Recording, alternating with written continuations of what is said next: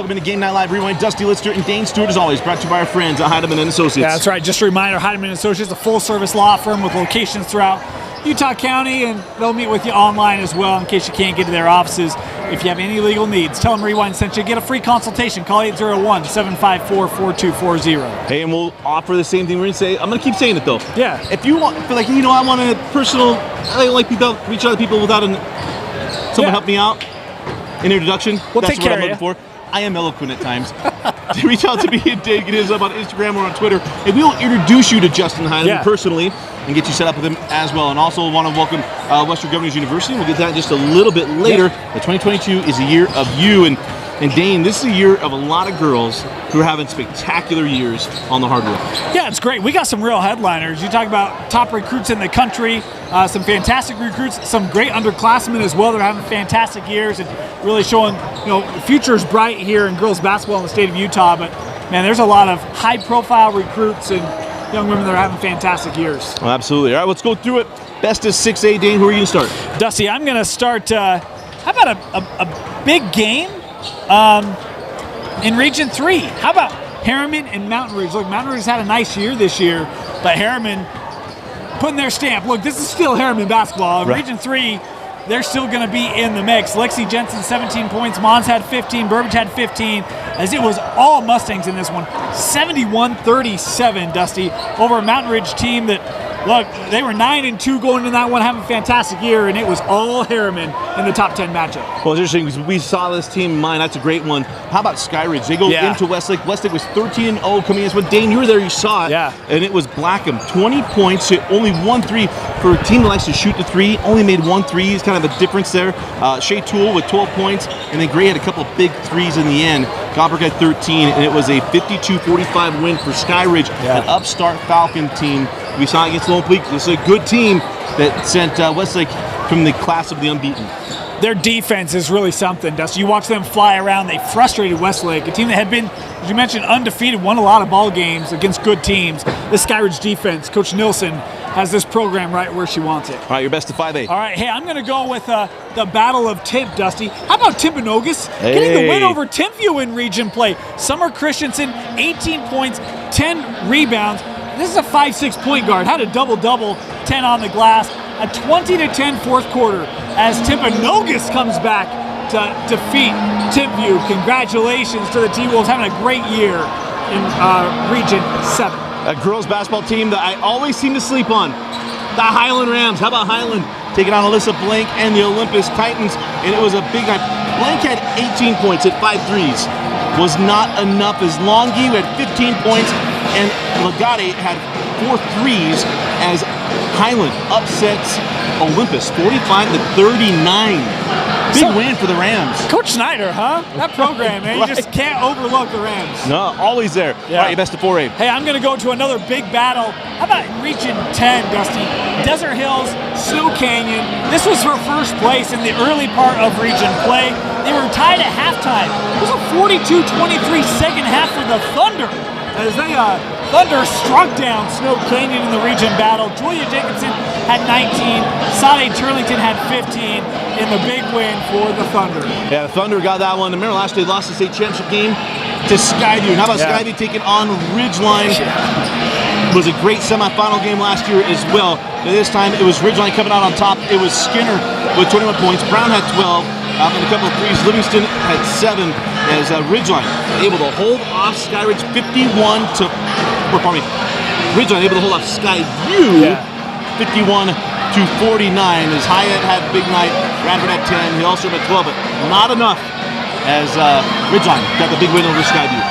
Ridgeline last undefeated in that class, and in the win-loss column, there's quite a separation between first and second. They're running away with the RPI right now. Your best of the rest. Look, I'm going to go with Duchesne and Tabiona. Hey, how about that? Duchesne getting the big upset win. Wasn't the highest scoring game. Doesn't matter. Didn't need to be. 33-31. Duchesne upends Tabiona. Grace Davis had 11 points, including 3 threes in the win for the Eagles. Hey, that's a good one. How about Grantsfield? They got Morgan's number right now. How about Grantsville? A 66-56 win over Morgan. Been up and down. We know Morgan graduated a lot of talent, but it was Grantsville having a big night, led by Allen had 31 points, only 3 3-pointers on the night. Allred had 16 as Lady Grantsville took care of Morgan 66-56. I think that was a 1-2 matchup, wasn't it? And a 10-point difference in the first quarter. Grantsville never looked back. That's a big win. A really big one. And how about Delta real quick? Delta's had a tough start of the year. Here at the top of the region, go 2-0 last week, got a win over Manti. Great start for the Lady Rabbits. That's a good one. Lady Rabbits are called rabbits, not wabbits. They are rabbits. We respect women on this show. All right. All right. Let's get to our main topic, brought to you by Western Governors University. 2022 is the year of you. Go to wgu.edu and sign up for a $2,500 scholarship brought to you by Western Governors University. All right, Dane, let's talk about, last week we did a watch list, and we're going to talk about top players. Let's start at the top, player of the year. Who's some candidates we should be looking out for? You want to go by classification or in total? Let's go in total. We can kind of bounce back and forth. Let me start with the one to me that leaps off the page. It's Alyssa Blank. And when I look at, I know you talk about Highland upsetting Olympus. It's a great win. She's a young woman committed to BYU. We've seen her for multiple years at Olympus. Has this team in the mix for a region championship. I would say they're probably the favorite in 5A to win a state championship. Averaging 20 points a game and 9 rebounds a game. That's her average in a really tough region. Top-end classification. Alyssa Blank, to me, is one of the headliners when you talk about who's the best player in the state this year. Well, how about this one we know very, very well. How about Taya Sidbury out of Judge? Averaging over 30 points per game. I know Dane let me have this one because he was in classification, and I got that one. So, but Sidbury has been spectacular since her freshman year. She go after the scoring record this year. She continues to pour them on, averaging over 30 points a game. She's probably going to get the scoring record. I don't have an update coming in for you, but I think I was factoring right around week 10 or 11, so keep an eye on that one. Been a phenomenal career, and it's more than just points and more than just rebounds. She averages 6 steals a game, so she does everything for Judge. Who else would you have on the list? Look, I think you can look at Lone Peak, Kaylee Woolston, right, and what she does for this team. Tough night tonight against Skyridge, but man, she averaging over 20 a game, has had a great year this year for Lone Peak.